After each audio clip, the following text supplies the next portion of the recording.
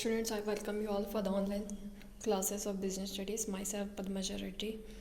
Today, we will be going to learn about the FUEL's principles of management. First of all, the basic knowledge of FUEL. Fuel was called as the father of management theory. His first principle is known as division of work. FUEL's principles of management applicable to office administration.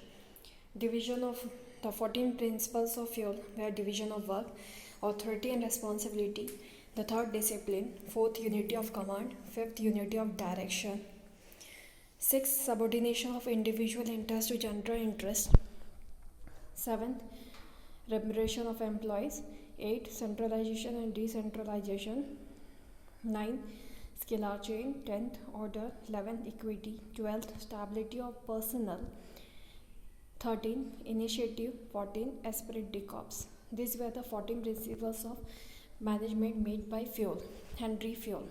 Henry FUEL was called as the father of general management theory. His principle is applicable only on the theoretical based.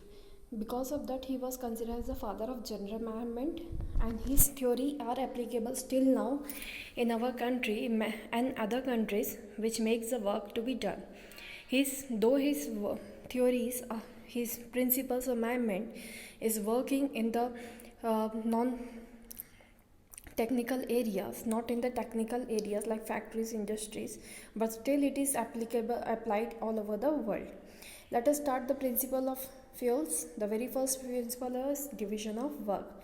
Let us proceed with that explanation. Division of work. Work is divided into small tasks, jobs. A trained specialist who is competent is required to perform each job. Thus, division of work leads to specialization. So this was a thing was made by the Henry FUEL. He said to divide the work into small tasks or job and give to some person that who we are now having the knowledge of that work, so that the work can get completed in the given time. According to FUEL, the intent of division of work is to produce more and better work for the same effort. Specialization is the most efficient way to use human effort. And business work can be performed more efficiently if it is divided into specialized tasks, each performed by a specialist or trained employee, result in efficient and effective result. Authority and responsibility, the second principle. Authority is the right to give orders and obtain obedience. Responsibility means obligation on the managers to perform the task. Managers require authority to commensurate with their responsibility. According to FUEL, there should be a balance between authority and responsibility. If a manager is given responsibility without sufficient authority, he can't accomplish the desired goal. If there is excess authority without matching responsibility, then the delegated authority will be misused in one or the other way. The third principle is discipline. Respect of authority, obedience, proper conduct, fair and clear rules and regulations, careful use of penalties. According to FUEL, a good supervision at all levels helps to maintain discipline in an organization. Discipline is obedience to organizational rules and employment agreement which are necessary for the working of the organization. According to FUEL, discipline requires good superiors at all levels, clear and fair agreements, and judicious applications of penalties. Your discipline, when applied, would mean that the worker and management both honor their commitments without any prejudice towards one another. The fourth principle is unity of command. This helps to avoid confusion regarding what task is to be done, when it is to be done, and how it is to be done. FUEL gave a lot of importance to this principle. The principle of unity of command states that each participant in a formal organization should receive orders from and be responsible to only one superior. If an employee gets order from two superiors at the same time, the principle of unity of command is violated. If this principle is violated, authority is undermined, discipline is in jeopardy, order disturbed, and stability threatened.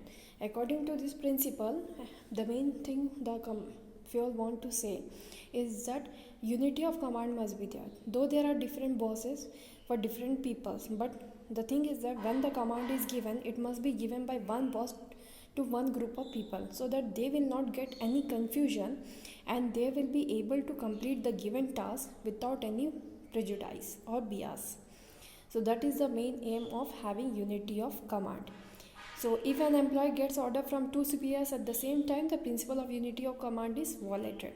If this principle is violated, authority is undermined, discipline is in jeopardy, order disturbed, and stability threatened.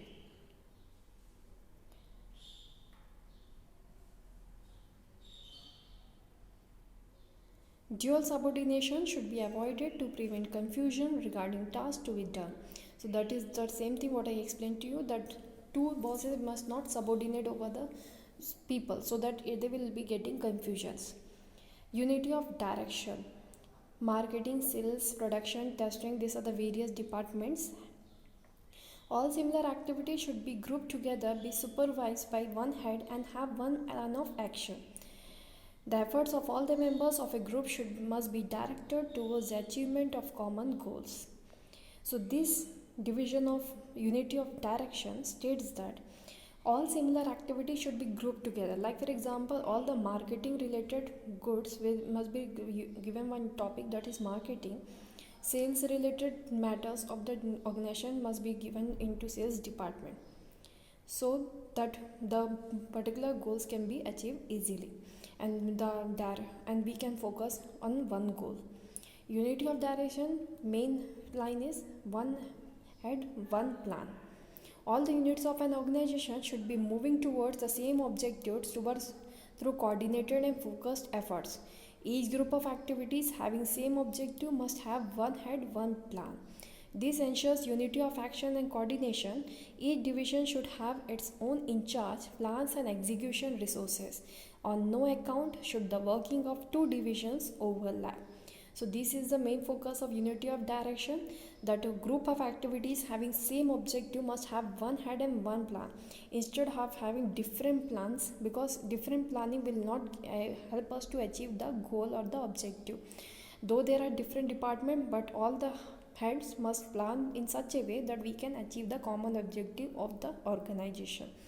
This is unity of action and coordination, and division should have its own in charge. As for example, marketing department must have all the marketing teams under one group.